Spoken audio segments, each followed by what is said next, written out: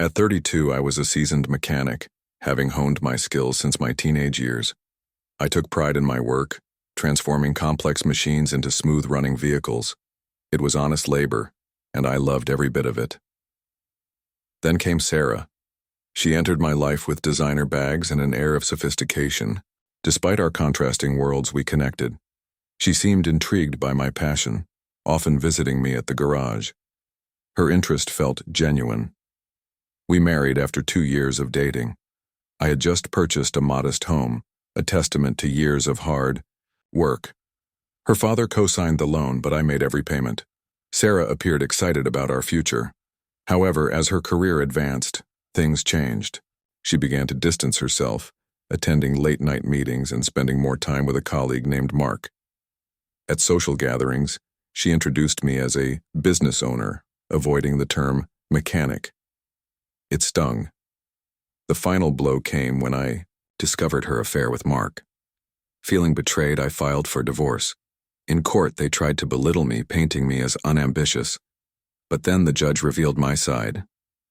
Unbeknownst to Sarah, I had been attending business classes, aiming to open my own specialized auto shop. I had investors lined up and a solid business plan. The judge acknowledged my efforts, highlighting my financial stability and ambition. In the end, I retained the house and my dignity. Sarah and Mark's attempts to undermine me backfired. I walked out of that courtroom not just as a mechanic, but as a man who rebuilt his life from the ground up. She said it was to make up for the office parties I supposedly missed. Except I hadn't. She just told people I wasn't there. When I showed up, I saw her standing way too close to some tall guy in a sharp suit. I'd later learn that was Mark, her coworker. The way they jumped apart when they noticed me, that was all I needed. I wasn't as blind as Sarah assumed. Something was off. I didn't have proof, not yet. But after that night, I stopped ignoring the signs. I'm not the type to pry. But I started tracking patterns. Thursdays, always Thursdays, she stayed late, but her car wasn't at the office. Then the credit card bills changed. Dinners at upscale restaurants I'd never heard of. Always for two. Always Thursdays. When I asked, she snapped, said it was client dinners. Funny how her clients preferred candlelight and wine. Then came the envelope. Fancy stationery from a downtown jeweler. Inside, a receipt for a men's watch. My birthday wasn't near. And Sarah never bought me jewelry. She always said, it didn't suit a mechanic. When I confronted her, she flipped the script, accused me of being paranoid, insecure. She'd sigh, mock my questions, act like I was imagining things. The more I pushed, the more she distanced herself. She stopped coming home for dinner, stopped showing up entirely. Then came the confirmation. Woman from her office, let's call her Amy, brought her car to my shop. When she saw me, she froze. I thought you two split up already, she said. I asked what she meant. She told me everyone at the office knew about Sarah and Mark's special lunches. Apparently, they weren't even discreet anymore. Sarah had told people we were separated, living apart. Meanwhile, I was home every night, paying the bills. Cooking dinner she never came home to eat. Turns out she wasn't wearing her ring at work either. Said it didn't suit her professional image. I can't explain what it's like when your entire life turns out to be a lie. But I'd known. Deep down I had known. Every memory got infected. The late nights I waited. The times I defended her when my family said she'd changed. Even the tailored suit I wore to that damn Christmas party felt like a joke. While I was trying to save the marriage, she'd already moved on. But the worst part wasn't the cheating. It was the effort she put into making me look like the fool. So I started collecting proof. A buddy of mine, cop, helped me organize it. Dates, receipts, screenshots, location data. Each piece like a nail in the coffin. But this time I was the one holding the hammer. They had a whole routine. She'd claim she had marketing conferences on weekends, but she was meeting Mark at a luxury hotel downtown. She slipped up once, used our joint card. Amateur move. Then I found the kicker. Screenshots on her laptop of real estate listings. Big homes, expensive zip codes, and messages between them. Jokes about affording it, once they got rid of dead weight. I guess I was the weight. My sister. Jenny came by the shop and found me looking like hell. I hadn't been sleeping. She saw what I'd gathered and told me to get a lawyer. Knew a guy who handled situations like this. I kept showing up. To the shop, to my business classes, pretending things were fine. Then one night, Sarah got home early, found me at the kitchen table looking through paperwork. More repair invoices? She asked with that smirk. Yeah, just keeping track of things, I said, slipping my business schoolwork under the pile. You should let me handle the books, she said. I do have an MBA. Oh, I wouldn't want to burden you, I replied, thinking about the business valuation. Class I'd just passed with flying colors. You've been so busy with all those late meetings. She glanced up, suddenly alert. It was productive, she said. I bet it was. She turned back to her phone. I went back to my documents. Don't let me keep you from your executive world, I added. I'll stick to what I know best. She walked away, thought I was still the dumb mechanic. She had no idea what's who. I was building. Then she drained our joint savings, left just enough for the bills. When I asked where it went, she said she was investing in her future. No remorse, no lies, just cold truth. That's when I made the call. The lawyer looked at everything and said I had a strong case. Our state still considers infidelity during divorce. He told me to keep pretending everything was fine while he prepared the filing. Those 2 weeks were brutal. Every morning I watched her get ready to see him. Every night I listened to lies about client dinners. Even had to sit through dinner with her parents where they suggested I sign over part of the house for Sarah's security. My lawyer advised me to record those conversations. Legal in our state with one-party consent. I got gold. Her father joking that he'd make my life difficult if I didn't comply. Then came the day it all broke open. A Thursday, of course. My neighbor called the shop. Thought you should know. Sarah just pulled in with some guy. They went inside together. I didn't need a name. I drove home. Calm. Strange how peace shows up when you finally stop lying to yourself. I walked in. Mark's hands were on her waist in the kitchen. She saw me and froze. Get out, I said. Both of you, she tried to argue. Said it was her house, too. The house I paid for, I replied, voice steady. You have 30 minutes. Mark disappeared. Sarah raged, but the show was over. She called her dad about 20 minutes later. His SUV screeched into our driveway before I could blink. Her brother Tommy jumped out before the vehicle even stopped. You're not kicking my daughter out, her father roared, pushing past me toward the house. Tommy followed right behind, puffing his chest like he was ready to throw down. I held up my phone, already recording. You're trespassing. I've called the police. They're on their way. This is my daughter's home. I had co-signed the loan. This place was mine. This house belongs to me, her father shouted, waving a folder full of papers inches from my face. But I caught the flicker of doubt in his eyes. Your daughter's been cheating on me for months, I said, loud enough for neighbors to overhear. I have proof, the hotel receipts, the messages. You really want to do this in public? Right on cue, the cops arrived. Guess Sarah's family forgot I have the local PD on speed dial, especially after I helped fix half their fleet. Tommy lunged for the door one last time but froze as the officers approached. Funny how quickly the fight disappears when the threat of a breaking and entering charge shows up. The next hour passed quietly. Sarah packed her bags under police supervision. Her father and brother leaned against their car, looking smaller by the minute. As she left, Sarah tried one last shot. You'll regret this. You have no clue what you're doing. I smiled.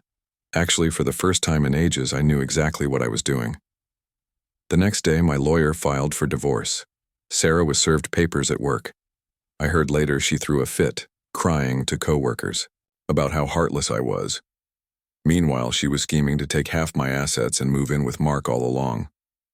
Their lawyer contacted mine, trying to negotiate before things got messy. They offered to let me keep the house if I handed over a massive settlement to Sarah. The sum was ridiculous, like they thought I was hiding a fortune. My lawyer told them to take a hike. That weekend was chaos. Sarah's family spread rumors everywhere, calling me abusive, claiming I trapped her in a bad marriage, trying to make me the villain who wanted to leave her homeless.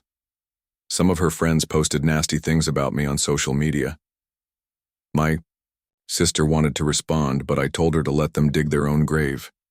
Sarah tried returning to the house for more stuff, but I had changed the locks. My lawyer warned her she needed to follow legal procedure now. She left a long voicemail calling me petty and immature, rich coming from someone caught sneaking through my house with her boyfriend. The following weeks became a paperwork nightmare. Their lawyer sent demanding letters, insisting Sarah was entitled to everything because her dad co-signed the loan. They really thought they had me cornered. They even sent a detailed list of everything they wanted. The house, half my savings, my project car, even my tools. Like they were ordering from a catalog. The first court date was only a preliminary hearing, but Sarah and her crew acted like they'd already won. She showed up with her parents, Mark, and a fancy lawyer who looked like he belonged on TV. They all sat together whispering and laughing, treating me like a joke. My lawyer told me to wear my work clothes, not the dirty ones, but my clean shop uniform with my name and certifications visible. He said it would show I was a working professional, not the lazy bum they painted me as. Sarah actually laughed when she saw me, telling Mark loud enough for the courtroom to hear that I couldn't even dress right for court. When Sarah's lawyer claimed she helped run the business by doing the books, I nearly lost it. She never even glanced at our paperwork.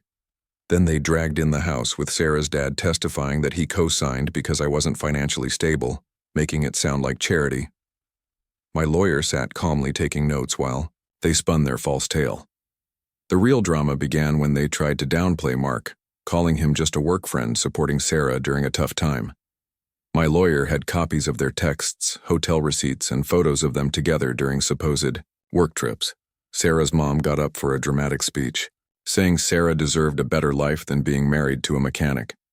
She claimed the prenup I proposed, which Sarah's parents refused, would have protected everyone. Mark smugly displayed his pay stubs and bonuses, trying to prove he could give Sarah a better lifestyle. My lawyer just smiled and added the papers to our evidence. They had no clue what was coming next. During the break, I overheard Mark and Sarah's brother planning how they'd redecorate my house. They talked about turning my garage workshop into a gym. Sarah's dad was already on the phone with contractors getting renovation quotes. The oddest moment came when Sarah's lawyer claimed Sarah partially owned my tools because she helped select them. My lawyer asked for a single tool she chose. She couldn't name one and stumbled, saying she just supported the buying process. The judge raised an eyebrow. They twisted my night classes, claiming I neglected the marriage by going to school instead of spending time with Sarah, conveniently ignoring her nights with Mark. At the end of day one, Sarah's lawyer presented their demands. They wanted the house, saying her dad's co-signing gave her partial ownership. They demanded half my business assets, which they didn't know existed. They even wanted my project car, claiming Sarah endured years of me working on it so she deserved compensation. The judge set the next hearing for the following week. As we left, Sarah's dad tried cornering me in the parking lot, offering to make everything disappear if I signed over what they wanted. My lawyer recorded it all. The week before court was brutal. Barely slept, knowing everything I'd built was at stake. Sarah's dad's parking lot threat haunted me, and despite the video, I worried it might not be enough. My lawyer assured me we had a strong plan, but I kept thinking Sarah's team had another trick up their sleeve. Every night I sat in my workshop staring at my tools, wondering if it was the last time I'd see them. My family tried to keep me up, but they could see I was a wreck. What Sarah and her family didn't realize was their smear campaign only fueled my determination. When the second court date arrived, I felt like I was entering a battlefield. Sarah's side paraded their witnesses. First, their expert inflated my shop's value without ever visiting. Then Mark spun tales of Sarah's emotional struggles dealing with my blue-collar background. Finally, her dad tried rewriting history about his role in our lives. My lawyer calmly took notes with a knowing smile while I sat thinking, none of them had any clue what was coming. The real show started when it was our turn. My lawyer called my old boss, from the shop. Sarah's side looked puzzled. They probably expected a bland work ethic testimonial.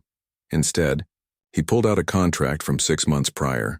Turns out, as he prepared to retire, he didn't just hire a manager, he sold the entire business to me. I'd owned the shop for half a year, but kept working shifts because I loved the hands-on work. You should have seen their faces. Mark's smug grin vanished instantly. Sarah's dad stopped whispering to her lawyer. Sarah herself turned ghostly pale. My lawyer laid out the documents. Business classes I took for 2 years preparing for ownership, the loan I secured with no co-signers, the shop's thriving financials. The business was doing better than anyone imagined. Those luxury car repairs brought serious cash. We had contracts, with 3 dealerships, a local fleet maintenance deal, and plans for a second location. Sarah jumped up, shouting she deserved half since we were married when I bought it. My lawyer pulled out the purchase agreement dated 2 weeks before I discovered her affair, paid entirely with my savings and a loan in my name alone.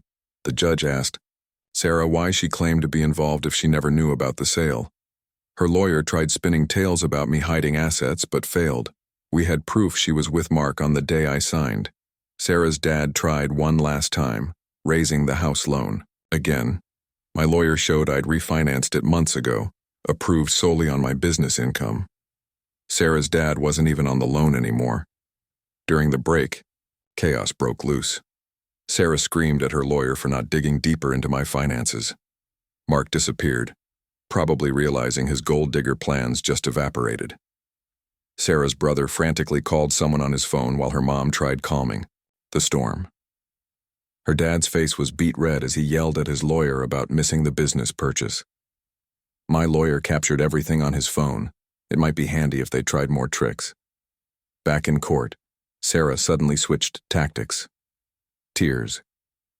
Streaming, she told the judge she always believed in my dreams and supported my business goals. She even claimed she gave up better jobs to stay and help me succeed. The judge looked unimpressed. Sarah's lawyer tried arguing her emotional support deserved a cut of the business. My lawyer played recordings of her mocking me and texting Mark about her plans to leave. The room fell silent. After 3 days of intense hearings, the judge finally announced a decision. Sarah was awarded a settlement, but no ownership in the business or house. She had to leave the property within 30 days. I got full custody of our dog and kept everything I'd fought for. Walking out of the courthouse felt like a weight lifting. I hadn't just defended my home and business, I'd reclaimed my dignity. Sarah's family tried one last smear campaign, but the truth was out. Neighbors who'd watched the entire mess started inviting me over for barbecues. Local shops I supported offered deals and discounts. The first time in months I felt I belonged again. As for Sarah, she moved in with Mark and started a new life. From what I hear, the honeymoon didn't last long. Turns out Mark's version of support came with strings and silence. I stayed focused on rebuilding. My shop thrived, new projects began, and every tool in that garage reminded me, I'm the one who built this life.